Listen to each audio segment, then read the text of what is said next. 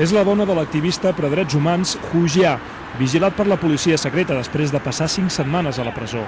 Quina vergonya insultar una dona, diu el missatge. Hu va estar després 7 mesos sota arrest domiciliari.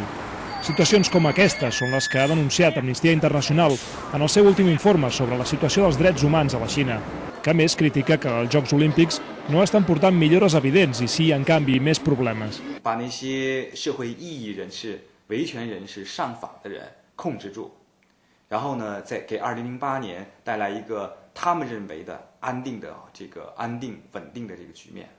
Segons Hu, molts governs occidentals sacrifiquen drets humans per interessos comercials, com quan el consolat espanyol a Hong Kong li va ajornar la concessió d'un visat per Espanya, dies abans de la visita de la vicepresidenta de la Vega a la Xina.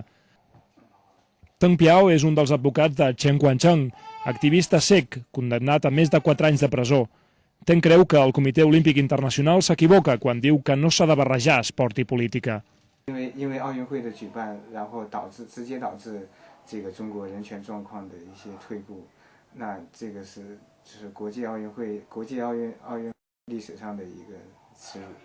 Des dels activistes per drets humans fins als exiliats per motius polítics, religiosos o ètnics, tots coincideixen en què en els menys de 500 dies que falten per les Olimpiades, però especialment durant els Jocs, tindran l'ocasió perfecta per fer-se sentir. Sergi Vicente, TV3, Pequín.